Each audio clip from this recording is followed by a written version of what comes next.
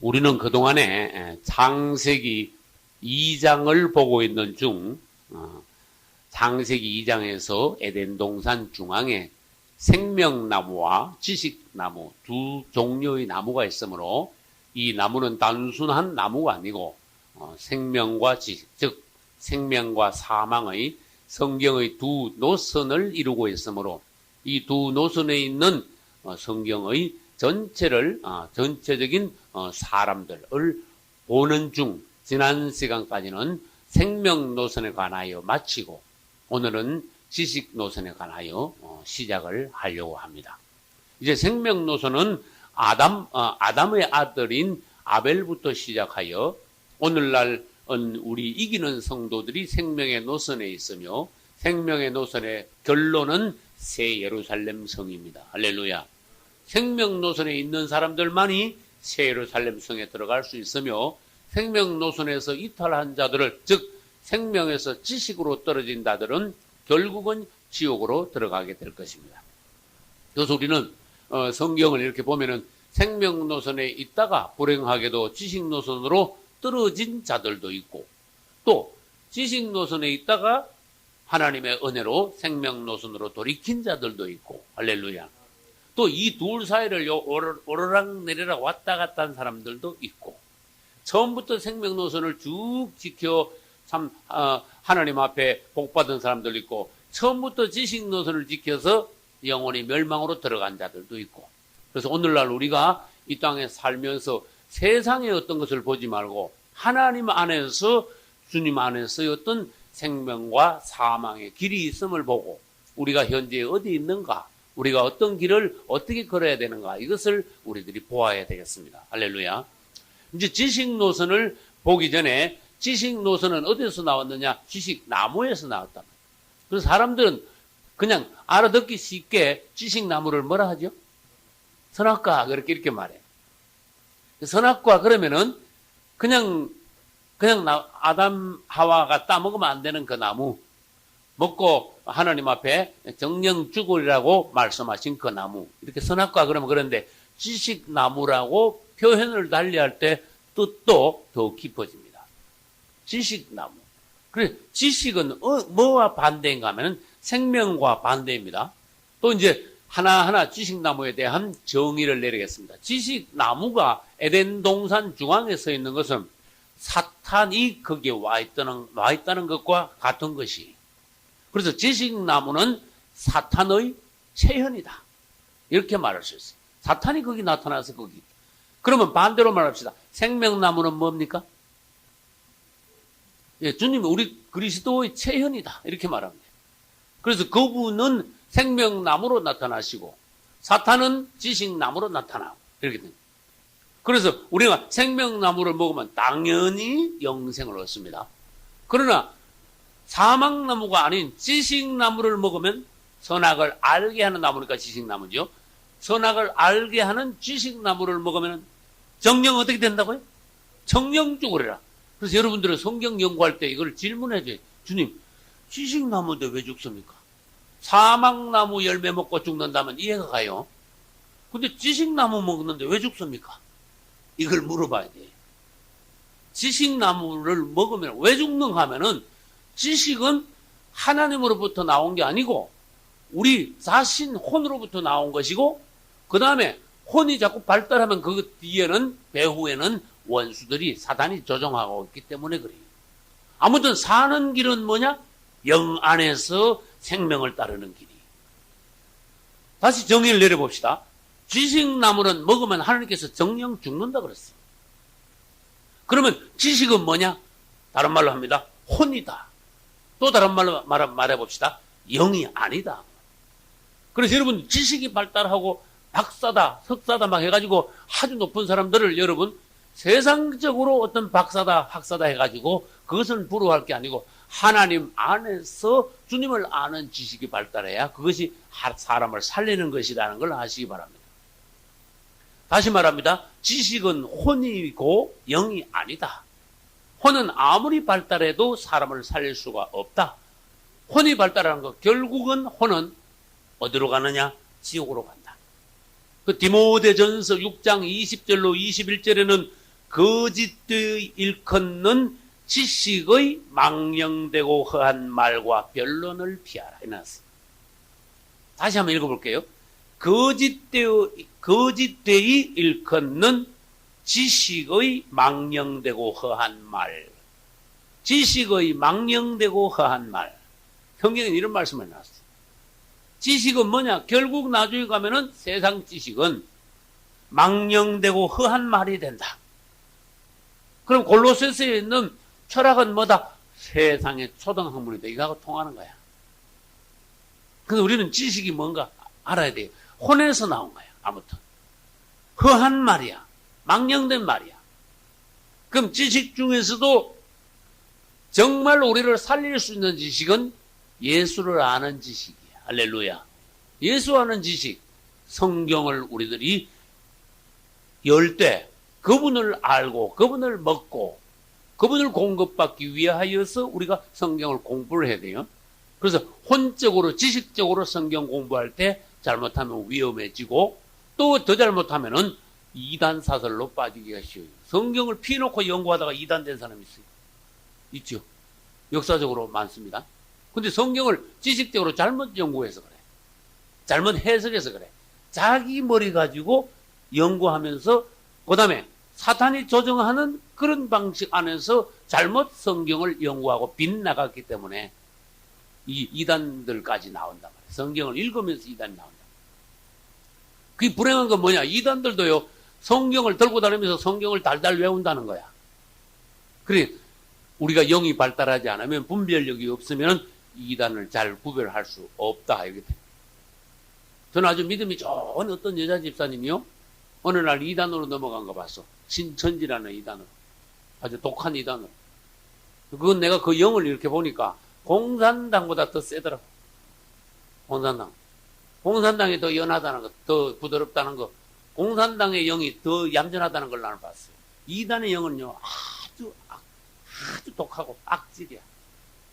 사람을 한번 휘어잡으면요, 굉장히 그 아주 막 강하게 휘어잡기 때문에 빠져나올 수 없는. 그래서 사람을 완전히 파멸로 데려가는 이단의 영. 이단이 성경을 잘못 해석한다. 이래가지고 이단 되는 것보다 이단의 영을 덮어 씌우는 거야. 마귀의 영을 덮어 씌우는 거야. 그게 무서운 거야. 그게 불행한 거란 말이야. 그래서 우리는 영 분별을 잘할 줄 알아야 돼. 할렐루야. 고린도전서 8장 1절에는 지식은 사람을 어떻게 하게 한다? 교만하게 한다. 이래놨어요. 지식적으로 사람이 발달하면 사람이 교만하게 된다. 그게 지식은 교만하게 된다. 교만이 뭔데? 하나님께서 대단히 싫어한다. 교만한 자는 하나님께서 내리치신다 그랬어요. 그래서 우리는 지식을, 혼에서 나온 지식을 조심해야 되겠구나. 그 다음에 여러분들이 기독교 내에서도 이 교리 가지고 논쟁하는 사람들 많이 봤을 거야. 교리로 논쟁하는. 그 다음에 초대교회 시대 때는 보면 율법 가지고 논쟁을 많이 했어요. 율법으로. 이게 교리, 율법은요, 아무리 선해 보일지라도 이건 지식이야. 그걸 아셔야 돼요. 그래서 여러분, 교리 가지고 따지거나 논쟁하면은 백날 따져도, 백날 여러분들이 맞아도 그거 가지고 생명을 얻거나 사람을 구원시키지는 못하고 여러분들이 변화되지는 못해요. 교리는 그냥 교리에서 끝나는 거지 교리 가지고 구원받는 건 아닙니다. 그리고 율법도 구약시대 때 마찬가지다 그런 뜻이에요. 교리나 율법은 말하자면 선하기는 선한 것이로되 그것은 지식에 속한 것이다. 뭔지 알고 있어야 돼요. 그 다음에 그러므로 지식적으로 아무리 우리들이 알고 있다 하더라도 그것으로 은혜 받거나 사람을 구원시키지는 못한다. 그러므로 아까 말씀드렸어요. 성경도 지식적으로 연구하면 안 된다. 그 안에 생명이 없다. 어떤 사람들이 성경을 잘 아는데 보면은 그 사람이 성경은 잘 아는데 그 사람에게 생명이 없어. 그래서 내가 전에 어떤 사람 보고 자기가 성경 박사보다 더한 것이 막 혼자 성경 다 하는 것 같아. 네? 나를 앉혀놓고 막 가르쳐. 근데 그 사람이 하는 말이 맞는 것 같아. 근데 나는 뭘 받는가 하면 당신은 성경을 아는 것은 맞다. 그러나 당신은 성령이 없다. 이게 굉장히 조심입니다. 그러면 뭡니까? 성경을 지식적으로 알고 있다. 성경을 지식적으로 알아가지고 구원 못 받습니다. 또 아까 내가 더 나쁘게 말했죠. 이단들도 성경을 압니다. 지식적으로 알면서 그 다음에 악령에 쓰여가지고 성경을 알기는 아는데 다르게 해석해버린다. 이런 뜻이야. 결정적인 데 가서 구원으로부터 빗나가게 성경을 해석합니다. 그래서 우리는 성경을 아는 데서만 끝나서는 안 돼요. 영 안에서 성령의 어떤 조명하심에 따라서 성경을 바로 알아야 돼요. 네. 아멘. 할렐루야. 요거 이제 그림을 제가 그리고 올게요. 요거는 이제 성막이에요. 성막 앞에 뭐가 있어요? 문이 있고, 그 다음에 네모난 건 뭐예요? 정사각형이래. 번제단. 동그란 건 뭐예요? 물두멍. 그 다음에 물두멍을 지나면 어떻게 돼요? 직사각형 지다라는 거 있는데, 요것도 지성소는 정사각형이고, 성소는 뭐예요? 직사각형. 그러면 성소 안에 들어가면 오른쪽에 첫 번째 항목이 뭔지 아시는 분? 떡상이, 네모난 떡상이. 그 다음에 이제 왼쪽에 항목이 뭐가 있어요? 네? 금등대, 금족대가 있죠. 봐요? 요거 내가 부흥회 하면서 요거 뭐라고 설명했나요? 떡상하고 금등대하는 서로 붙어 있단 말이에요. 요 떡은 예수 그리스도를 상징하는 떡으로서, 그분의 말씀을 상징하는 떡으로서 제사장들이 성소 안에 들어가면 이 떡을 먹어요. 그러면 우리가 오늘날 신약의 제사장이기 때문에 더 깊은 데로 들어가서 말씀을 깨닫게 되는 거예요. 그런데 만약에 요 금등대가 없으면 이 안에는 깜깜하게 됩니다. 맞죠? 네 겹으로 덮어 씌워놨으니까. 그러면 이 떡이 어디 있나 하고 막 더덩거려야 돼. 들어가가지고. 그러다 막 떡그릇을 뭐 둘러 엎기도 하고 막 땅바닥에 떨어진 것도 주섬거리다 먹기도 하고 이렇게 되겠죠. 그런데 다행히도 금등대가 있어서 들어가면요, 떡을 가지고 그 안에서 밝은 데서 떡을 먹어요. 그럼 이걸 내가 해석을 해볼게요. 요거는 말씀이고 요건 성령이야. 성령의 조명하에서 말씀을 먹는다. 할렐루야. 바깥에서 먹지요. 바깥에도 만나가 있고 다 먹는 건 다 있습니다. 그러나 이때 바깥에서 먹는 거하고 안에서 먹는 건 말씀의 차원이 다르다. 바깥에서는 그냥 햇빛 아래에서 먹는 거예요. 자연적으로 그냥 성경을 읽고 그냥 안 믿는 사람도 읽어가지고 이해하는 그런 식으로 성경을 이해하는 거고, 이 안에 들어가 성소 안에 들어가서 금등대 아래서 먹는 건 성령의 조명하에서 말씀을 깨닫고 공급받는 걸 말해요. 이게 진짜예요. 그래서 성령의 조명하에서 말씀을 깨달아. 이러면 지식적인 게 아닙니다. 이 말씀은 이단으로 안 빠집니다. 왜? 성령의 조명하에서 말씀을 이해했고 그 다음에 말씀을 받아 먹었으니까. 그래서 우리는 말씀은 사실 지식적으로 쪼개거나 이해하거나 분석하거나 아는 것이 아니고, 사실은 떡이 말씀인데 떡은 이해하는 겁니까? 따라하세요. 떡은 먹는 것이다. 떡은 먹는 거란 말이에요. 떡을 갖다 놓고는 분석을 하는데 이게 밀가루가 얼마가 다 갖고 이게 또 물은 얼마나 넣었다가 설탕을 넣고 얼마나 해가지고 온도는 몇 도에서 구워가지고 이건 몇 쪽으로 내고 한 덩어리당 500g이냐 200g이냐 이래가지고 막 한참 쪼개고 앉아있으면요, 분석하고 앉아있으면 그 사람 죽는 거야. 떡은 먹는 거야. 말씀을 지식적으로 분석하려고 그러지 말고 일단은 성경을 읽으면 주님이 이게 이해가 안 됩니다. 그래도 안 돼도 괜찮아. 그냥 읽고는 아멘 하고 먹는 거야. 받아들이는 거예요. 아, 몰라도 괜찮아. 하나님은 여러분들이 말씀을 읽고 지식이 발달해가지고 그걸 무슨 신학 박사같이 다 달달 깨달으라고 그걸 원치 않으시는 거야. 몰라도 괜찮다. 읽고 그 말씀을 그냥 받아라. 아멘으로 그냥 받으라. 그 말. 아, 그랬구나. 잘 몰라도, 아, 그랬구나. 아멘. 감사합니다 하면서 받으면 그것이 말씀을 내가 먹는 것이 돼. 그래서 자꾸 먹다 보면 무슨 일이 벌어지는가 하면요, 여기서 몰랐던 게 저쪽 가면 또 알게 되고, 저쪽 가서 몰랐던 게 저쪽 가서 또 더 이해가 되고, 그래서 말씀이 말씀으로 서로가 이해하게 하고 서로가 또 관주라는 게 있잖아. 서로가 꿰잖아요. 그래서 마태복음 읽다가 이해 잘 안 되면요, 마가복음이나 누가복음 가서 이해가 됩니다. 또 요한복음에서 이해 안 되는 건 마태복음 다시 읽으면 거기에서 또 서로가 연결돼 가지고 더 우리가 내용을 더 깊이 알게 됩니다. 그래서 성령의 조명하에 말씀을 읽음으로 우리는 생명 노선에 있게 됩니다. 할렐루야. 그래서 성경을 지식적으로 연구하지 말자. 말씀을 묵상하면서 우리는 먹어야 된다. 그럼으로써 예수 그리스도를 먹는 것이며 그 다음에 영 안에서 예수님을 알아가는 것이다. 베드로후서 3장 18절 제가 읽어보겠습니다. 저를 아는 지식에서 자라가라. 세상 지식 말고. 저가 누굽니까? 예수 그리스도야. 예수님을 아는 지식. 그분을 아는 것이 최고다. 그래서 성경을 읽으면은 한 페이지 한 페이지마다 예수님이 거기에 무진장으로 들어있다는 걸 아셔야 돼요.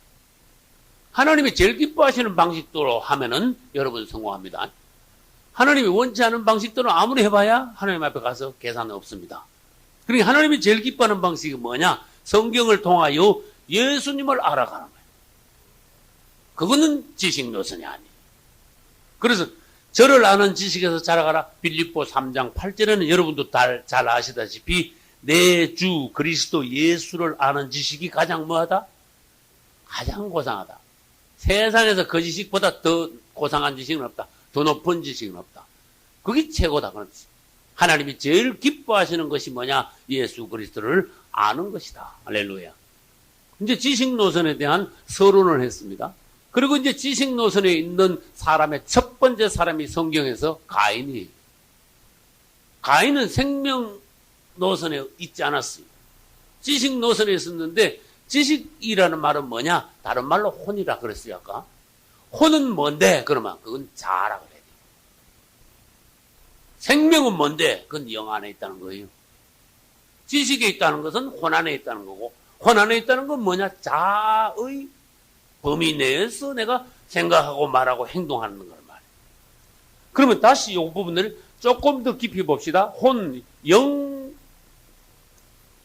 그 다음에 혼이 있습니다. 그 다음에 육이 있죠.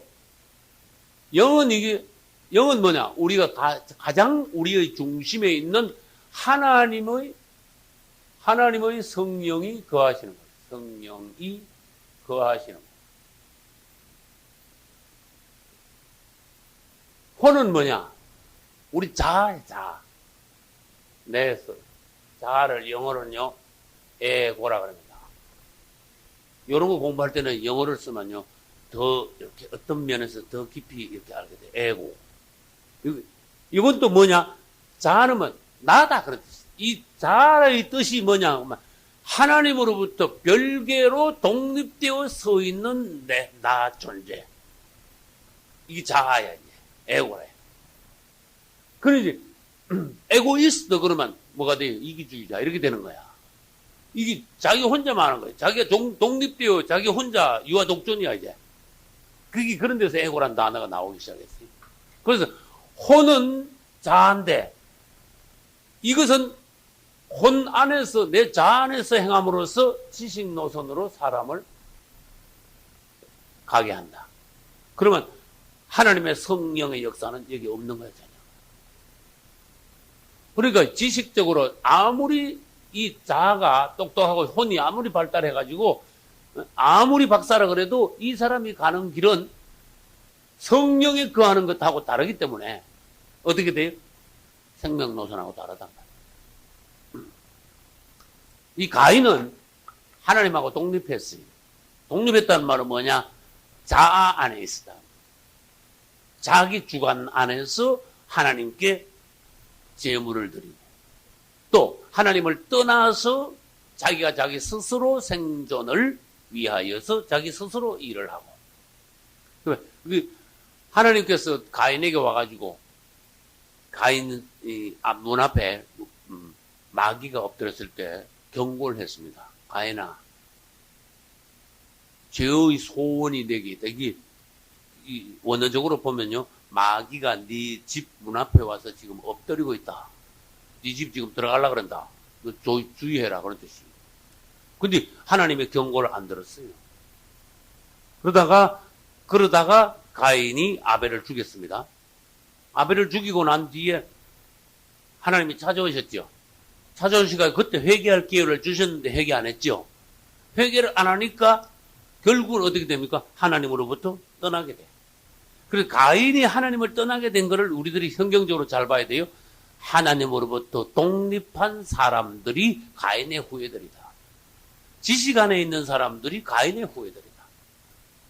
우리가 예수 믿기 전에는 가인의 후예들이었어요. 하나님으로부터 떠나 있었어요. 그분을 알지도 못하고 사랑하지도 안 하고, 그분께 순종하지도 안 하고, 그분을 믿지도 않았어요. 그러나 예수 믿고 난 뒤부터는 우리는 하나님 앞으로 돌아왔습니다. 그분을 믿기 시작했습니다. 순종합니다. 그분을 사랑합니다. 그분을 위하여 우리 자신을 드리기도 합니다. 그래서 하나님을 떠난 사람들은 지식 노선에 있는 것이다. 하나님을 떠나니까 독립하는 거다. 그건 언제부터 그렇게 됐냐? 가인부터 그렇게 됐다. 그래서 이제 창세기 4장, 지금 창세기 2장 하면서 가인이 나왔으니까 하는데 창세기 4장 할 때 이제 가인을 또 보는 거예요. 이제 가인은 아무튼 지식 노선에 있는 시조야, 시조. 지식은 보면은, 세상 사람들은 지식을 보면은 좋아 보입니다, 지식이. 그래서 어떻게 하든 세상에서는요, 많이 가르치려고 합니다. 여러분, 예수 믿는 사람이, 안 믿는 사람들은 전부 대학 나오는데 예수 믿는 사람은, 그 지식 그거 좋은 거 아니야. 초등학교 나오고 관도. 그러면 또 그것도 안 돼. 무슨 말인지 알겠죠? 공부를 하되, 바로 목적을 뚜렷이 두고 주님을 위하여 우리가 알아서 주님을 위하여서 우리가 복음을 위하여 쓰기 위한 뚜렷한 목적하에 공부를 해야 되는데 안 믿는 사람들이 공부하는 건 뭐예요? 지 잘 되기 위해서, 출세하기 위하여, 돈 벌기 위해서, 더 좋은데 취직하기 위하여 공부를 하는 거란 말이에요. 목적 자체가 자기 자신을 위한 거지. 우리 그리스도인들은 목적을 내 자신을 위한 것이 아니라 내가 공부를 해야 복음을 전파하는데 유용할 수가 있다. 할렐루야. 그리고 지금까지 예를 들어봐요. 저를 하나님께서 어릴 때부터 키우시면서 주의 종으로서 생활할 때 뭐가 필요하니까 그거를 초등학교 때부터 쭉 훈련시켜 왔다는 걸 저는 알아요. 어떤 면에서 주님이 나를 이걸 훈련시켰구나. 예를 들어서 봐요. 제가 공과대학을 나왔는데 공과대학을 다니면서 저는요. 공과대학은 두 번째야. 취미가 어디 있었는가? 난 국어에 취미가 있었어. 그래서 맨날 그 국문학대학 가가지고요. 국문학 교수인데 그거 이렇게 가가지고 시간표 보고 그거 가서 청강하고. 그렇게 좋더라고. 그래서 도서관에 가면은 공과대학 내 전공 과목을 난 안 빌려고 국문학 책만 자꾸 보내요. 소설이나 시나 이런 국문학에 관한 것만. 그래서 내가 그렇게 취미가 있어서 좋더라고. 그래서 시나 이렇게 수필이나 제법 많이 이렇게 학창시절에 발표도 하고 그랬어요. 근데 나중에 가면 생각해, 하나님께서 나 훈련시키시구나. 설교를 준비하는데 내가 국어를 안 좋아했었으면요, 설교를 준비하는데 굉장히 부족한 점이 많았을 거야. 근데 이렇게 예를 들어서 라디오 설교를 준비하는데 이게 딱 아주 짜여져야 돼. 굉장히 짜여져야 돼. 아주 압축을 시켜. 내가 깨달은 많은 어떤 부분들을 압축시켜가지고 이게 남이 알아듣기 좋은 언어로 표현할 수 있는, 간단 명료하면서도 압축된 언어로 표현할 수 있는 그런 기법이 있어야 되는데, 하나님이 나를 훈련을 시키셨구나. 할렐루야. 감사하지. 그 음악도 내가 싫어하진 않았어요. 음악. 근데 주의 정되고 나니까 이게 엄치되면 곤란하잖아. 이게 엄치가 아니야. 음악 좋아하게 해가지고 엄치는 아니기를 다행이에요. 그래서 모든 걸 하나님이 보면은 종들을 훈련시키시는 하나님이시라는 걸 알 수 있더라고요. 할렐루야. 이제 가인은 자기 방식대로 했다는 거. 재물을 바칠 때 자기 방식대로 바쳤습니다. 우리가요, 사람들이 열심히 하는데 자기 방식대로 열심히 하는 사람들 많다는 걸 알아야 돼. 열심만 해가지고 다 되는 게 아니다. 하나님께 가서 물어봐야 된다. 가인은 나쁜 방향으로 너무 치우쳤는데 사실은 마르다도 열심은 하긴 했는데 주님에게 적중되지 못했어요. 열심히 해야 돼. 그러나 마르다보다 누가 더 나아요? 마리아가 훨씬 더 낫죠. 마르다는 어디 있었어요? 뜰에 있었고 마리아는 지성소에 안에 있었다. 그래서 우리가 주님을 섬기기는 섬기되 정말로 주님 앞에서 적중된 봉사를 해야 된다. 할렐루야. 가인이 자기 방식대로 제물을 드렸는데도 연락되지 않았습니다. 그러면 그건 우리 뭘 알아야 되는가 하면, 자기 방식대로 아무리 열심히 해도 하나님 앞에 연락이 안 되는 봉사가 있구나. 그래서 우리가 잘 해야 되겠구나. 그러면 이제 직접적으로 말씀 한번 풀이해 봅시다. 가인의 제물이 왜 연락이 안 됐을까? 정성이 부족한 것도 있겠죠, 그죠? 근데 성경 전체적인 내용으로 봐서는 뭔가 하면은, 가인은 피 없는 제사를 드렸어. 피 없는 제사. 그럼 반대로 말해 봅시다. 아벨의 제물은 뭐죠? 피가 있는 제물을 드렸어. 아벨은 양의 첫 새끼와 그 기름을 드렸다 그랬습니다. 가인은 그냥 자기가 농사 지은 거 곡식을 갖다가 드렸어요. 그게 하나님께서 원하시는 거는 제물은요, 피 있는 제물이 원칙이야. 피 없는 제물, 곡식이나 뭐 가루나 이런 것도 있긴 있습니다. 그러나 그것은 부수적인 제물이라는 걸 아셔야 돼요. 이거 중심적인 거 다 빼놓고 그것만 들여가지고는 안 된다고 말이에요. 피 있는 제사가 우선이에요. 다시 말해서 우리가 예수 그리스도의 십자가를 우리가 연결시켜야 돼. 아벨의 제물하고. 아벨은 어린 양을 드렸습니다. 우리 예수님께서 십자가에 죽으심으로써 그것이 하나님이 기뻐하시는, 연락하시는 우리가 드릴 참 제물이다 하는 것을 가르쳐 주시는 거예요. 오늘날 우리는 피 있는 제사. 그래서 히브리 9장 22절 보면은 피 흘림이 없은즉 뭐가 없다? 사함이 없느니라. 그래서 구약 시대는 피 제사가 우선이고 신약 시대에 와서는 예수님의 십자가가 이제 구약 시대의 피 제사를 완성하신 거예요.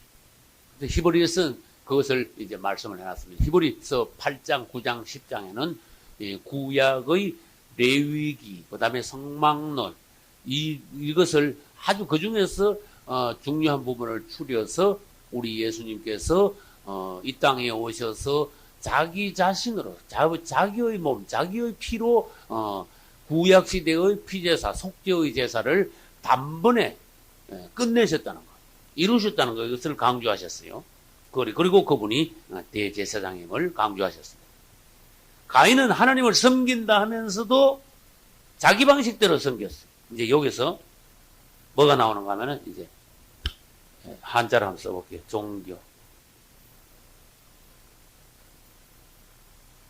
종교가 나와요. 전에 제가 한 말씀드린 적이 있는데 이 종교라는 단어는 사실은 좋은 뜻이 아니에요. 종교라는 단어. 우리는 종교인이 돼서는 안 되는 게, 종교인은 뭔가 하면은 나쁜 뜻의 종교인이 무슨 뜻인가 하면 유대교인들은 종교인들이야. 하나님을 섬긴다고 하는데 생명이 없어. 종교인들. 그 다음에 이슬람교도 종교인들이 그 사람들. 맞죠? 기독교도 종교로 타락하면 안 돼. 살아있는 그리스도의 몸이 돼야 돼. 생명 안에서 그분을 섬기는. 그 종교를 제일 먼저 발명한 사람이 가인이다. 이걸 아셔야 돼. 하나님이 원치도 않은 걸 갖다 놓고 하나님을 섬긴다고 막 이렇게 하고 있는 거예요, 지금. 자기는요, 어디, 마귀한테 갖다 놓고, 재물을 갖다 놓고는 마귀한테 비는 게 아닙니다, 가인은. 하나님 앞에 재물을 갖다 놓고, 하나님 앞에 제사를 드렸습니다. 맞죠? 그런데도 하나님은 연락하시지 않았습니다. 그러면 이 땅에 소위 자기 자신은 하나님 앞에 제사를 드리고 하나님을 섬긴다고 하지만, 하나님은 받지 않는 그런 종교들이 있다. 그게 이제 가인에서부터 시작됐다. 그래서 오늘날 우리의 신앙생활은 어떠냐? 혹시 우리 딴에는 열심히 하지만 하나님이 안 받으시는 어느 부분이 있지 않을까? 있단 말이에요. 틀림없이 있어요. 왜냐? 그리스도인들 중에 예수님이 오시면 반도 휴거가 안 돼. 그러니까 그 나머지 반은 뭐 엉터리 신앙생활을 했기 때문에. 초대교회 시대 때는 99.99%가 구원받았어요.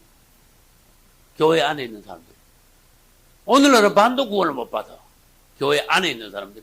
주의를 지키는 사람들. 헌금을 하고 봉사하고 주의를 지키고 그리스도인이라고 자부하는 사람들 중에도 반도 구원을 못 받는 거야. 왜? 종교적으로 신앙생활. 이게 뭔데? 내 방식대로, 가인의 방식대로 신앙생활을 하기 때문에 그래. 가인은 자기 방식대로 신앙생활을 했다. 그러면 종교를 다시 한번 풀어보겠습니다. 하나님을 섬기되 그리스도 없이 하나님을 섬기는 것을 종교라고 합니다. 예를 들어서 유대인들은 하나님을 섬겼어요. 그러나 그들 속에는 그리스도가 없었어요. 그리스도가 없었으니까 그리스도가 오셨을 때 그 사람들은 그리스도를 죽였죠. 그래서 종교가 뭔지 아셔야 돼요. 유대교, 가톨릭, 타락한 기독교 일부는 종교로 전락했다. 이렇게 봐야 돼요. 종교를 제일 먼저 만든 사람 누구다? 가인이다. 그게 뭔데? 자기 방식대로 하나님을 섬기는 거예요. 그래서 우리는 뭘 분명히 알아야 됩니까? 하나님을 섬긴다고 다 구원받는 건 아니다. 이걸 알아야 돼요. 하나님을 안 섬기는 사람들은 묻지 말고, 하나님을 섬겨도 마귀는요, 하나님을 섬기는 사람들 중에 가짜를 많이 심어놨다. 그런 뜻이에요. 예를 들어서 종교 지도자들이 잘못되면 초신자들이 들어와도 옳게 신앙생활을 못해요. 바른 길을 못 가게 만들어요. 그게 기독교 내에 가짜를 막 여기저기 막 심어놓으면 가짜가 점점 늘어나는 거예요. 주님 모시기에 우리가 바른 신앙생활을 안 하고 내 방식대로 전통 따라서 그냥 신앙생활하기에 얼마든지 있다. 오늘날 우리는 현상을 잘 봐야 됩니다. 가인은 결국 동생을 죽였습니다. 그리고 하나님을 떠났습니다. 그리고 하나님 없는 성을 쌓았습니다. 제일 처음 태어난 사람이죠, 가인은. 그 다음 제일 먼저 살인한 사람이죠. 제일 처음으로 종교를 발명한 사람이죠. 제일 먼저 성을 쌓은 사람이에요. 성 쌓은 의미가 뭡니까? 이건 나쁜 거야, 성 쌓은 게. 이 가인이 에녹성을 쌓을 때부터 시작해가지고 이제 마귀의 성이 쌓기 시작된 거예요. 그게 어디까지 간다 그랬어요? 계시록 17장, 18장에 가면 뭐가 있다? 큰 성 바벨론, 나쁜 성이잖아. 큰 성 바벨론 나쁜 성이에요. 마귀의 성이에요. 어디서부터 시작됐는데? 가인이 쌓은 에녹성부터 시작됐어요. 그럼 전에 제가 설명했습니다. 성은 뭐냐? 성을 쌓는 건 사람들이 왜 썼습니까? 할 일 없어서 지금 심심하게 성을 쌓는 게 아닙니다. 자기를 보호하기 위해서 성을 쌓습니다. 맞죠? 적군들이 쳐들어오면 성을 쌓기 때문에 성이 올라가면 막 돌멩이 막 던지고 막 불 막 던지고 그래가지고 못 쳐들어오는 거예요. 자기 자신을 지키는 거예요. 그럼 질문합니다. 아브라함이 성 쌓고 살았습니까? 아브라함이 성 쌓았습니까? 아브라함은 성 안 쌓았는데 가인은 왜 성을 쌓았습니까? 이런 걸 물어봐야 돼요. 그래서 우리는 가인은 하나님을 떠났기 때문에 보호자가 없었기 때문에 자기 스스로 자기를 지키려고 자기가 성을 쌓았구나. 이게 가인이 쌓은 성에는 뭐가 없는가 하면 하나님이 없어요. 맞죠? 하나님이 없으니까 하나님 대신 그 성이 하나님이야. 성을 쌓아놓고 성아 네가 나를 보호해다오. 이래 되는 거야. 그럼 그전에는 하나님이 우리의 보호자였어. 할렐루야. 이제 이거는 지금 2장 하고 있으니까 4장에 가서 이제 다시 보기로 하겠습니다. 그래서 하나님이 없는 성을 쌓는 것은 사람이 불행하게 되는 겁니다. 그 가인이 성을 쌓고 난 뒤에 그 다음에 창세기 10장 가면 바벨성, 11장 가면 바벨탑이 있고 그 다음에 출애굽 가면은 애굽의 바로 왕이 뭐 쌓죠? 비돔과 람셋 성을 쌓죠. 이것도 마귀 성이야. 그리고 이제 신약에 와서는 큰 성 바벨론에는 마귀의 성이 집대성이 됩니다. 이것이 성경 끝까지 가고 있다는 걸 여러분들이 노선을 보실 수 있어요. 창세기 10장으로 넘어갑니다. 창세기 10장 가인 다음에 나오는 니므롯을 한번 보겠습니다. 창세기 10장 6절부터 14절까지 같이 읽겠습니다. 함의 아들은 구스와 미스라임과 붓과 가나니요. 구스의 아들은 스바와 하윌라와 삽다와 라마와 삽더가요. 라마의 아들은 스바와 드단이며 구스가 또 니므롯을 낳았으니 그는 세상에 처음 연거리라. 그가 여호와 앞에서 특이한 사냥꾼이 되었으므로 속담에 이르기를 아몬은 여호와 앞에 니므롯 같은 특이한 사냥꾼이로다 하더라.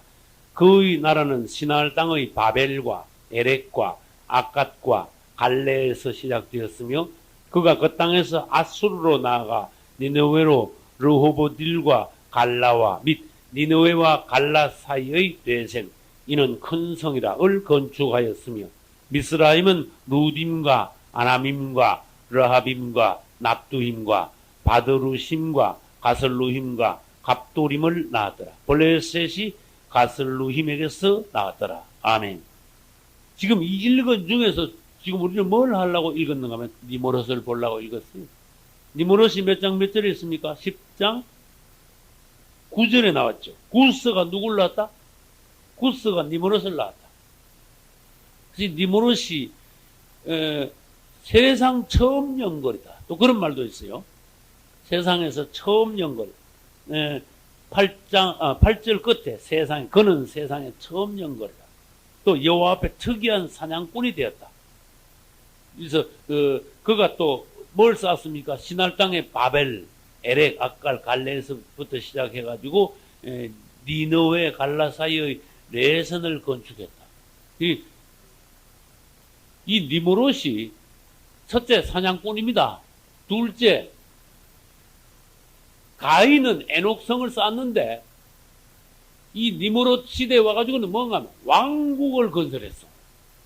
이걸 아셔야 돼. 아주 거창해졌어. 니므롯에 와가지고는. 그래서 니므롯이 쌓은 것 중에 특이한 성이 바벨이에요.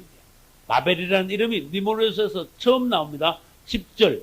그의 나라는 시나ar 땅의 바벨과 일어났어요. 바벨이라는 단어가 이게 처음 나와요. 10장 10절에 처음 나와요. 누구의 나라라 그랬어요? 니므롯의 나라다. 그래서 니므롯하고 바벨하고 연결이 됩니다.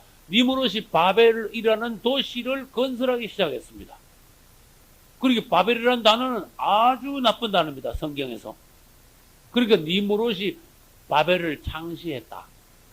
그래서 니므롯은 지금 가인의 후예입니다.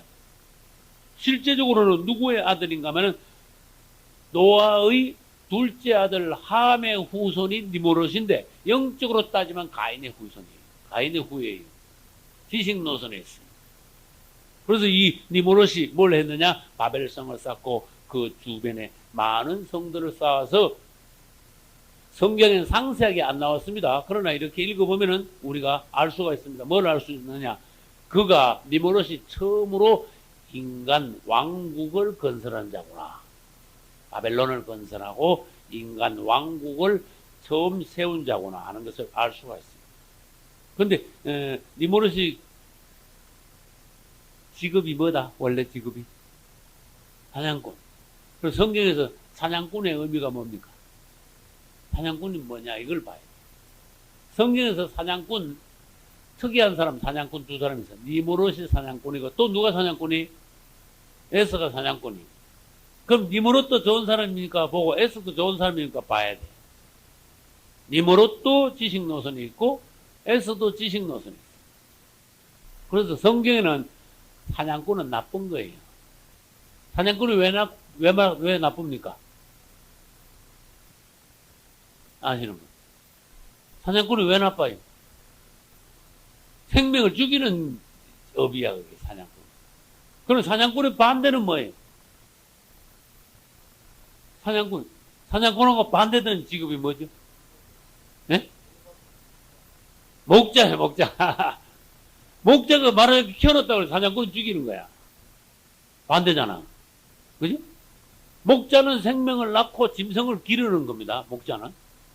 근데 사냥꾼은 짐승을 막 그냥 돌아다니면서 짐승을 잡는 게, 죽이는 게 사냥꾼이야. 그래서 우리는 성경에 보면 목자 치고 나쁜 사람 없어. 목자. 누가 목자였어요? 아벨이 이제 시작이 돼야지. 아벨이 목동이야. 예수님도 선한 목자예요. 할렐루야. 나는 선한 목자라 그랬어요. 다윗도 사실은 목동 아닙니까? 양치다가 자기 형들한테 갔다가 골리앗 때려 넣었잖아. 그 다음에 요셉도 사실은 목자예요. 목동이에요. 그래서 우리는 사냥꾼과 목동이 어떻게 다르냐, 성경적으로 어떻게 다르냐 하는 것을 볼 줄 알아야 됩니다. 이제 성경에서 이제 반대되는 것을 한번 봅시다. 이제 가인이 4장에서 뭘 쌓았죠? 칠판에다 한번 적어볼게요. 창세기 4장에서 가인이 뭐 쌓았다? 가인이 에녹성을 쌓았잖아요. 그러면 창세기 6장에 와가지고 노아가 방주를 건축했어요. 요걸 여러분들이 반대로 볼 줄 알아요. 가인이 악한 성을 쌓을 때 노아는 생명의 방주를 지었다. 여기 반대가 됩니다. 무슨 말인지 알겠죠? 그래서 우리는 가인 편에 속한 사람은 자기 자신을 위해서 성을 쌓지만 노아의 편에 속한 사람들은 하나님의 말씀을 따라서 생명의 방주를 지어요. 방주지에서 방주 안에 들어간 것은 예수 안에 들어간 거와 마찬가지고, 그 다음에 교회 안으로 들어온 거와 마찬가지. 그 다음에 창세기 10장, 11장에는 뭐가 나오는가 하면, 창세기 10장과 11장에는 바벨 성과 바벨 탑이 나와요. 그럼 그 다음 바로 창세기 12장에는 아브라함이 장막을 건축합니다. 이 바벨탑, 바벨성에서 나온 아브라함은 어디서 나왔습니까? 이 바벨탑을 쌓는 사람들 그 동네에서 나왔어요. 다시 말해서 바벨론에서 나왔어요, 아브라함. 그쪽이 고향이. 그래서 나와가지고 가나안 땅에 와서 뭐를 건축했다? 하나님의 장막을 건축했다. 그 아브라함의 장막은 바벨성이나 바벨탑과 반대되는 거예요. 그리고 장막을 쌓고, 장막 앞에 또 뭐 했다? 아브라함이 장막을 세우고 그 앞에 뭘 쌓고? 제단을 쌓고, 단을 쌓고, 제단. 아브라함이 제단을 쌓으면 얼마나 크게 쌓았겠습니까? 그죠? 조그만하게 쌓았을 거야. 그러나 하나님께서 보시기에는 바벨탑과 반대되는 생명노선 안에 있는 하나님의 훌륭한 건축이, 하나님을 위한 건축이. 요거 바벨탑, 바벨성은 마귀성인데, 요거 아브라함이 쌓은 장막과 제단은 하나님의 건축이. 할렐루야. 그 다음에 출애굽기 1장에는 뭐가 있을까? 출애굽기 아까 그랬죠. 1장에는 바로 왕의 국고성이, 바로의 국고성. 바로의 국고성. 비돔과 람셋입니다.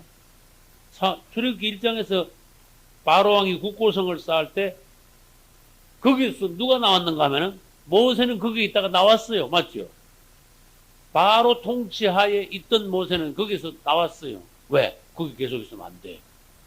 바로 왕이 그 국고성 쌓는 이거 마귀성이야.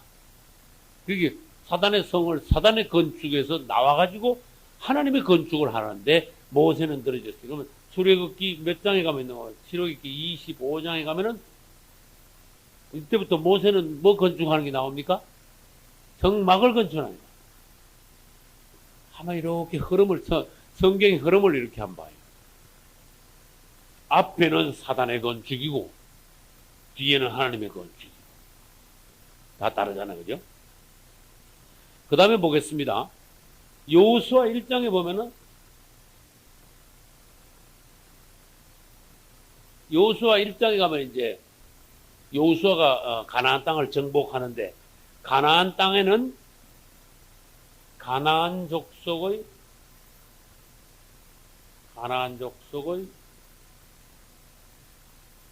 우상 섬기는 산당들, 그 다음에 뭐 각종 여러 가지 제사하는, 그 우상한테 제사하는 여러 가지 그 신당들이 있었어요. 가나안 땅에는. 그걸 하나님께서는 가나안을 정복하면서 사람도 다 죽이고 우상도 다 뚫게라 하는 그러셨어요. 그래서 가나안 땅에서 가나안 족속들이 우상을 섬기고 있을 때 그 가나안을 멸망시키고 가나안 족속들을 쫓아내고 열왕기 상에 가면은 그들이 우상 섬기던 땅에 누가 뭘 건축하죠? 열왕기 상에 가면 열왕기 상 솔로몬이 성전을 건축. 반대잖아요, 봐요. 그게 사탄의 성과 하나님의 성은요, 성경에서 항상 이렇게 반대로 되어 있어요. 그 다음에 오늘날, 계시록 17장, 18장에 보면은 사탄의 큰 성 바벨론이 있는데, 오늘날 우리는 그리스도인들은 하나님의 교회를 건축하고 있어요. 이 건물이 아닙니다. 살아있는 그리스도의 몸을 건축하고 있어요. 이게 반대예요. 오늘날 이 세상은 사탄의 건축, 큰 성 바벨론이고, 우리 그리스도인들은 하나님의 교회를 건축하는 그리스도인들이, 할렐루야. 그래서 마지막으로 한번 보겠습니다. 마지막으로 이제 이 큰 성 바벨론이 망하면서 이것은 뭔가 하면 새 예루살렘 성입니다. 새 예루살렘 성. 계시록 제일 끝에 21장, 22장. 새 예루살렘 성. 그것은 사탄의 성이 완전히 멸망되고 하나님의 건축의 결론입니다. 총결산입니다. 새 예루살렘 성. 이제 우리는 가인과 니무롯이 그 사탄의 성을, 사탄의 건축을 하는 것에 대하여서 하나님의 건축은 성경 전체에서 어떻게 흐르는가 하는 걸, 그걸 봤습니다. 니무롯은 사냥꾼이었습니다. 사냥꾼은 생명을 죽이는 것인데 니무롯과 에서가 같이 사냥꾼이었습니다. 그러나 목동은 뭐냐? 모세도 목동이었습니다. 다윗도, 야곱도, 그 다음에 예수님도, 요셉도 목동인데 목동은 생명을 낳고 기릅니다. 할렐루야. 여러분들은 사람을 자꾸 낳고 길러야 돼.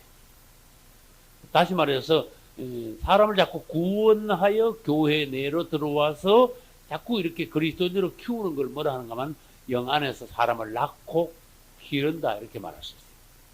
자꾸 전도해가지고 사람을 그리스도인으로 키우는 것을요, 여러분들이 영적으로 잉태하고 영적으로 출산하고 영적으로 양육하는 걸 말해요. 그런 여러분 되시기를 축원합니다. 창세기 13장으로 넘어갑니다. 13장. 제 성경은 15페이지입니다. 10절부터 13절까지 읽어보겠습니다. 이에 롯이 눈을 들어 요단들을 바라본 적 소알까지 온 땅에 물이 넉넉하니 여호와께서 소돔과 고모라를 멸하시기 전이었는고로 여호와의 동산 같고 애굽 땅과 같았더라. 그러므로 롯이 요단 온 들을 택하고 동으로 옮기니 그들이 서로 떠난지라. 아브라함은 가나안 땅에 거하였고 롯은 평지 성읍 들에 머무르며 그 장막을 옮겨 소돔까지 이르렀더라. 소돔 사람은 악하여 여호와 앞에 큰 죄인이었더라. 아멘. 지금 누구 보고 있습니까? 지금 읽은 건 누구죠? 롯입니다. 롯은 무슨 노선에 있었어요? 지식 노선에 있어요. 그래서 지금 롯을 읽는 거예요. 그 아브라함하고 같이 롯은 갈대우르에서 같이 나왔습니다. 하란을 거쳐서 가나안으로 왔습니다. 아브라함하고 같이 왔는데도 아브라함은 생명 노선을 갈 때 롯은 떨어져 나와가지고 지식 노선으로 떨어졌어요. 그런데도 롯은요, 참 그래도 복이 많아. 지식 노선을 어떻게 앞만 봐도 아무튼 구원 못 받을 사람인데도 아브라함 덕분에 순전히 순전히 100% 아브라함 덕분에 롯은 구원을 받았어. 할렐루야. 이런 경우가 있다니까. 아브라함이요, 자기 조카 롯을 놓질 않았어. 완전히 잡고 있었어, 하나님 앞에서. 그러니까 조카 롯을 꽉 잡고 있으니까 아브라함이 잡고 있는 롯을 하나님은요, 지옥으로 보낼 수가 없었어. 여러분들이 누굴 잡아야 돼? 기도로 잡고 있어야 돼. 그 영혼을 사랑함으로 붙잡아야 돼. 그러면 그 사람을 하나님이요, 지옥으로 못 보내. 아브라함을 보면 알아. 그래서 소돔성을 들러 엎으실 때 아브라함을 보고 하나님께서 롯을 구원하셨다는 말씀이 있어요. 창세기 19장에 보면은, 19장에 보면은 그런 말씀이 있어요. 그래서 얼마나 아브라함의 기도가 중요하냐, 중보 기도가 얼마나 중요하냐는 것을 알 수가 있습니다. 우리는 지금 롯을 하고 있는데, 아브라함은 롯하고 헤어질 때 아까 읽었습니다. 롯하고 헤어지는데, 헤어지는데, 이 인간적인 욕심의 눈으로, 야, 내가 어디로 가면 좋겠나. 네? 사실 우리도 지금 변화받지 못하면요, 내 욕심 가지고 세상에 어떤 판단을 하는 경우가 종종 있다는 거죠. 하나님께서 어떤 걸 원하실까? 이걸 묻지 않고 어떤 게 더 득이냐? 어떤 게 더 수입이 좋으냐? 에? 이런 거를 인간적인 어떤 눈, 육체적인 눈, 욕심이 앞서서 뭔가 어떤 게 더 득이냐? 그런 걸 앞세워 가지고 우리가 판단할 때 롯과 같은 판단이 나올 수 있다는 거예요. 그래서 아브라함은 롯에게 먼저 네가 먼저 정해라. 네가 우하면 나는 좌하고 네가 좌하면 나는 우하리라. 할렐루야. 아브라함은 기도했어요. 틀림없이. 주님, 제가 롯의 뒤에 선택하더라도 주님이 저의 갈 길을 인도하소서. 할렐루야. 아브라함은 욕심이 없었어요. 근데 롯은 아브라함하고 헤어질 때 자기의 관점으로 욕심의 눈을 들어가지고 그냥 사람이 보기에 좋은 요단들, 기름진 들을 택하여 걸로 내려갔습니다. 내려가다가 아까 우리 읽었죠. 내려가가지고 덜에서 내려갔으니까 덜에서 이제 농사도 짓고 양도 기르고 하다가 점점 어디로 갔다? 소돔성으로 점점 가까이 가다가 결국은 가까이 간 게 아니고 어떻게 됐다? 소돔성 안으로 쑥 들어갔다니까. 19장에 가보면 롯이 소돔성 안에 살고 있다는 걸 알 수 있어요. 성 안에. 그래서 성 안에 살고 있다가 성문에 이렇게 앉아있다가 천사 두 사람 오는 거를 만나가지고 자기 집에 데려간 거예요. 이 롯은 자기 관점에 따라서 결정했지 하나님께 기도하고 물어보지는 않았다. 그 결과 어떻게 됐습니까? 언덕에 같이 살다가 땅으로 밑으로 내려왔지요. 그러다가 소돔성 안으로 들어갔지요. 소돔성 안에 들어갔다가 롯은 어떻게 됐습니까? 무슨 불상사를 만났어. 네? 나쁜 일 만났어. 전쟁 났을 때 롯이 포로로 잡혀갔잖아요. 우린 사람을 이렇게 롯이다 그러면 롯의 일대기를 이렇게 할 때 그 사람이 어떻게 살았고 어떤 점이 하나님 앞에서 틀렸는가, 하나님이 이 사람에 대해서 뭘 기뻐하시고 뭘 싫어하시는가, 이걸 분명히 캐낼 수 있어야 돼. 안 그러면 그 사람이 롯에 대해서 읽고도 이 사람이 뭘 잘못했지? 이것도 모르면 나도 그 사람하고 똑같아져요. 근데 롯은 아브라함하고 같이 있다가 주류에서 떨어져 나왔어. 이걸 먼저 아셔야 돼. 바울하고 누구하고 제일 처음에 1차 전도여행 갈 때 누구하고, 바울하고 누구하고 같이 갔습니까? 예? 바울하고 바나바하고 같이 갔잖아. 1차 전도여행 갈 때는 사도행전 읽어보세요. 근데 2차 전도여행 갈 때는 바울하고 바나바하고 같이 갔습니까? 아니에요. 둘이 싸웠어. 주종들도 싸우더라고. 그 심히 다퉜다 그랬어. 막 나중에 혈기까지 간다가 막 서로 막 싸우다가 그럼 당신 갈 때로 가시 난 내가 갈 때로 그러시오. 그러면 하나는 절로 가 하나는 절로 갔어. 그런데 희한한 일이 있어요. 거기도 주류와 비주류가 있다는 거야. 하나님께서 보시기에 바울과 바나바가 싸워 헤어졌는데 그때부터 이야기는 누굴 계속 따라가는가 하면 바울을 계속 따라가. 바나바는 아주 사라져버렸어. 없어. 아주 없어져 버렸어. 여러분 사도행전에 읽는데 바울하고 바나바가 싸가 헤어지고 난데 바나바가 뭐 했는가 적어놓은 데가 있나 봐요. 없어요. 근데 사도행전 28장 끝날 때까지 누구는 계속 나와? 바울은 계속 나와요. 아, 하나님은 바울을 인정하셨구나. 바울이 주류구나. 이걸 알아야 돼요. 오늘날 주류가 뭔지 알아야 돼. 주류에서 떨어져 나가면 안 돼. 그 다음, 지금 뭘 하고 있는 거면 롯을 하고 있는데, 롯은 주류인 아브라함에게 붙어 있어야 돼. 아이고, 삼촌, 내가 삼촌을 떠나고 들어가겠습니까? 난 삼촌 지금까지 고향에서 여기까지 따라왔는데, 지금 난 삼촌을 떠날 수가 없습니다. 내 양들을 다 누굴 주면 줬지, 내가 못 살면 못 살았지, 저 아무리 덜이 좋다 그래도 저는 삼촌이 계신데 삼촌 모시고 붙어서 같이 살래요. 이랬어야 돼. 근데, 저기가 땅 좋다고 다리스 나 갑니다. 가버렸어. 주류에서 떨어져 나갔어. 그래, 이제 보호자가 없어졌네. 같이 있을 때는요, 신앙생활 같이 잘했습니다.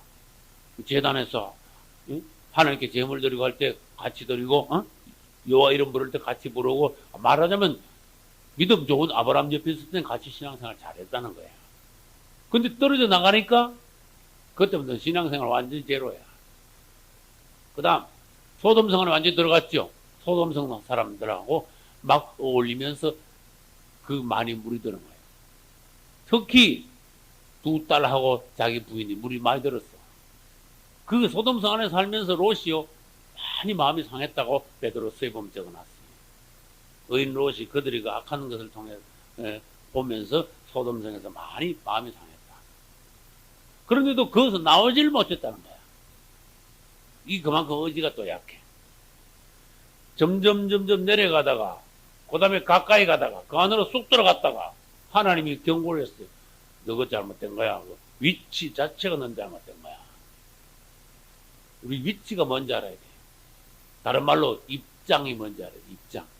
입장이 뭔데요? 위치가 뭔데요? 이거 물을 수 있어야 돼. 그래서 우리는 바른 입장에 서가지고 신앙생활을 해야 돼. 하나님께서 말씀하시기, 너 그 입장 자체가 틀린 거야. 예를 들어 볼게요. 이스라엘 사람들이 아무리 하나님을 잘 섬겨도 애굽에서는 안 돼. 애굽에서 나와야 돼. 이스라엘 사람들이 아무리 다니엘 같은 종들이 아무리 많아도 바벨론의 포로 생활 그거 계속하고 있으면 안 돼. 그거 나와야 돼. 그래서 입장이 어딘데? 가나안 땅이 이스라엘 사람들의 입장, 입지야, 입지. 오늘날 우리가 예수 믿으면서 입지가 바라야 돼. 여러분들 이게 내 말을 나중에 무슨 말인가 조금씩 이제 이해가 갈 날이 더 많았으면 좋겠어요. 롯은요, 입지가 틀려버렸어. 거기 있으면 안 되는 대로 그걸로 가버린 거야. 그러다가 하나님께서 경고하셨어요. 포로가 돼버렸네. 맞습니까? 전쟁통에 그 있어야 될 곳에, 잊지 말아야 될 곳에 있었으니까 전쟁날 포로를 잡혀갔지. 근데 저번에 말씀드렸죠. 아브라함이 일어나가지고 롯을 구해왔잖아요. 그러면 질문합니다. 여러분들이 롯이 그 다음에 어떻게 했는데 물은 사람 있어요? 성경 읽으면서? 그런 게 중요하다는 거야. 성경을 연구할 때. 롯이 포로로 갔다가 겨우 아브라함 덕분에 돌아왔습니다. 그 다음에 롯이 어떻게 했는데 이거 물어줘야 돼. 또 소돔성 안에 또 들어갔어. 맞습니까? 또 들어갔단 말이 어디 있습니까? 있지. 그 뒤에 몇 장인가면은 그 뒤에 19장이 나오는데 19장 보니까 소돔 성 안에서 두 천사를 맞이해가지고 성 안에 있는 자기 집으로 데려간 거야. 맞습니까? 읽어보면 그래서 이 천사들 둘이 와가지고 19장에서 뭐라 그랬어요? 너 성 바깥으로 빨리 도망가라 그랬어요? 안 그랬어요? 너 이 성 안에 있으면 안 돼. 너 입지가 잘못된 거야. 처음부터. 여기 있으면 안 돼. 빨리 도망가야 돼. 야, 이 롯이 얼마나 사람이 미련한가 하면요. 그 붙잡혀 갔다가 겨우 아브라함이 보여준다. 그걸 미련하게 돼. 또 기어 들어갔네 말이야. 그 뒤에 들어갔으면 야, 내가 입지가 여기 아닌데 이게 또 내 난리 나지. 진짜야. 거기 있으면 또 난리 나는 거야. 왜? 이번에는 포로로 잡혀가는 게 아니고 다 죽어. 그 안에 있으면. 그런데 이번에는 아브라함이 기도하니까 하나님이 또 그냥 둘 수 없어가지고 천사를 보내가지고, 예, 롯의 가족만 구해내라. 천사가 가가지고요, 여기 있으면 안 되니까 빨리 도망가라 그랬어. 성 밖으로 도망가서 빨리 도망가서 저 산 위로 도망가라. 멀리 도망가라. 그런데 예 하고 얼른 도망갔습니까? 질질 끌었습니까? 그 천사가 보니까 쏙 터질 정도로 일로 갔다 저로 갔다. 뭐 이거 챙기고 저거 챙기고. 아, 요즘 신앙생활 하는데 신앙생활 잘못하는 사람들이 그냥 쓸데없는 거 일로 갔다가 저로 갔다가, 예? 하나님 보시기에, 예? 하나님 보시기에, 예, 너 그거 뭐 정리하지 않고 그거 가서 왜 시간 보내겠냐? 빨리 너 이걸 하라니까. 주님이 그러시는데도 아니요, 이게 지금 급한 거예요. 그러면서 여기 가서 좀 헐떡거리고 여기 가서 왔다 갔다 하고. 하나님께서 보시기엔 쓸데없는 있다고 왔다 갔다 하고 있는 거야, 사람들이. 그러니까 이 천사가 쏙 터져. 할 수 없이 하나님께 명령을 받았어요. 롯의 가족을 빼내고 그 다음에 소돔성을 때리는 걸로. 그러니까 할 수 없이 강제로 어떻게 했어요? 손을 잡고 강제로 끌어낸 거야. 그리고 롯이 그만큼 밀어내. 그리고 롯은 지식 노선에 있었다는 걸 알 수가 있어요. 그 다음에 부끄럽게도 그러고 난 뒤에 산 위로 들어가서 산 굴 속에 두 딸하고 살다가 두 딸과 간음을 했어요. 그러면 거기서 얼마나 롯이 사람이 굉장히 낮다는 걸 알 수가 있잖아. 그만큼 낮은 거예요. 그리고 산 속에 있으면서도 봐요. 아, 이 두 딸들이 생각하기를 우리는 이제 시집갈 데도 없구나. 자식도 못 낳겠구나. 이런 생각하는 자체가 벌써 뭔가 하면은 자기 아버지하고 관계하는 생각 자체가 벌써 어디서부터 나온 생각이에요, 그게? 소돔에서 나온 생각이야. 소돔에서 살지 않았다면 그런 발상 자체를 못해. 우리가 자식들을 잘못 키우면은 세상 문화에 잘못 노출시키면은 우리 자식들이요, 엉뚱한 말도 안 되는 그런 기발한 세상적인 악한 사상에 물들 수가 있다, 그런 뜻이에요. 그 자식들 잘 키워야 된다. 그 다음, 우리도 세상물에 들지 않도록 발상 자체가 하나님께서 보시기에 아주 괘씸한 더러운 악한 그런 발상이 나오지 않도록 신앙생활을 잘해야 된다. 아브라함은 언덕 위에 살면서 장막을 치고 매일 하나님을 섬기면서 깨끗하게 살았어. 할렐루야. 소돔 성경 근처도 안 갔어. 그 안에 절대로 안 들어갔어. 그 사람들에게 물들지 않았어. 오늘날 내가 보기엔 그렇습니다. 이 세상이 소돔성보다 훨씬 악해. 여러분들이 그걸 인정하셔야 됩니다. 예. 그 자체, 그 환경, 입지를 하나님께서 보시는 거예요.